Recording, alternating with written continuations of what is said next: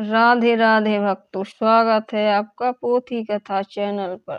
तो आइए भक्तों सुने पुत्रदा एकादशी व्रत कथा।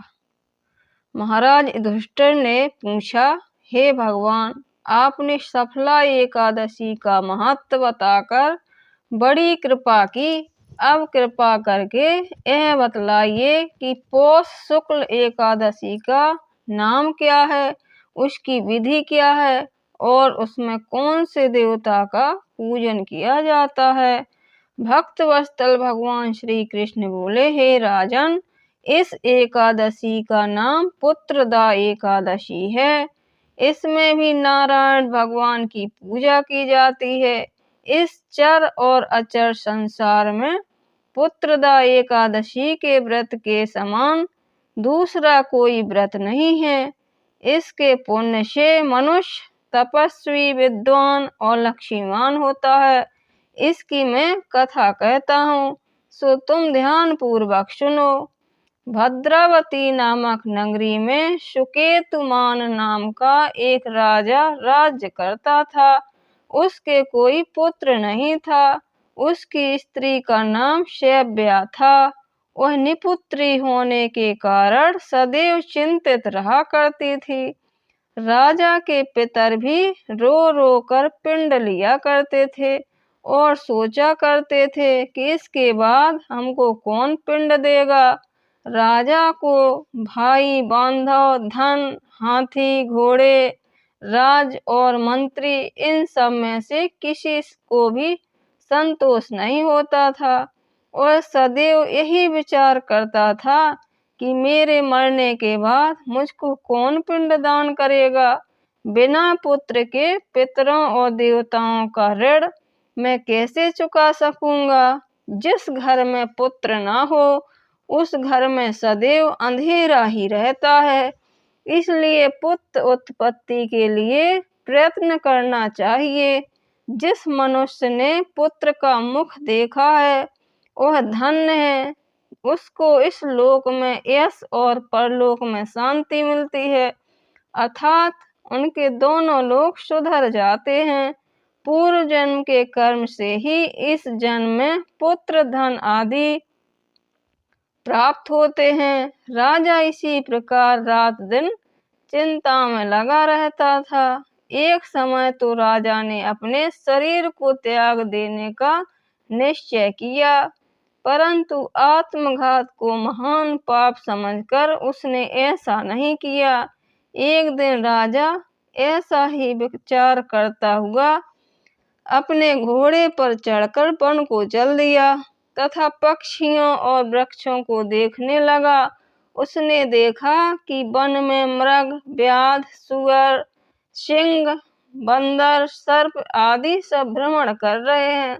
हाथी अपने बच्चों और हथनियों के बीच घूम रहा है। इस वन में कहीं तो गीदड़ अपने कर्कश स्वर में बोल रहे हैं, कहीं उल्लू ध्वनि कर रहे हैं। वन के दृश्यों को देखकर राजा सोच विचार में लग गया। इसी प्रकार आधा दिन बीत गया। वह सोचने लगा कि मैंने कई यज्ञ किए, ब्राह्मणों को स्वादिष्ट भोजन से तृप्त किया, फिर भी मुझको दुख प्राप्त हुआ है, क्यों? राजा प्यास के मारे अत्यंत दुखी हो गया और पानी की तलाश में इधर उधर फिरने लगा। थोड़ी दूरी पर राजा ने एक सरोवर देखा।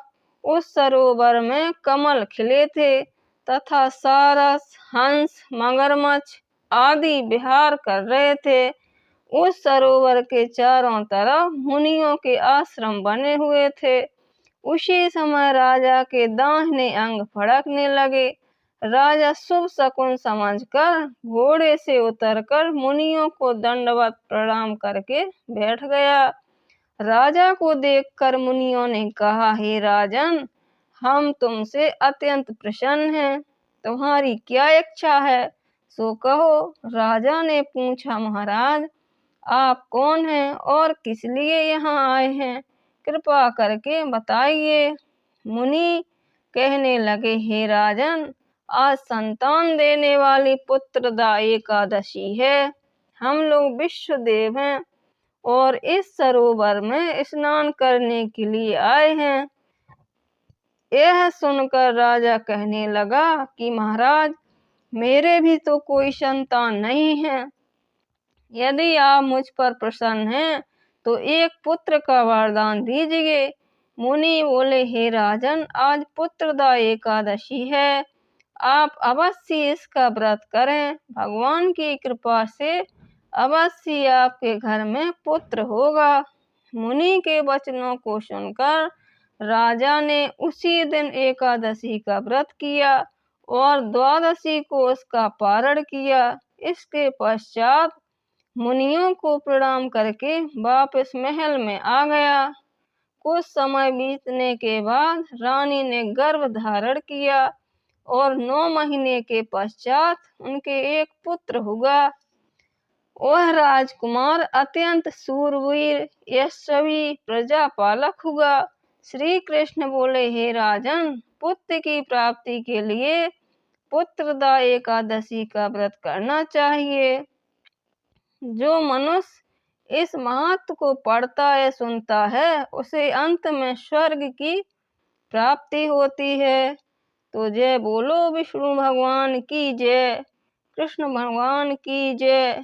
प्लीज माय चैनल सब्सक्राइब और लाइक करें।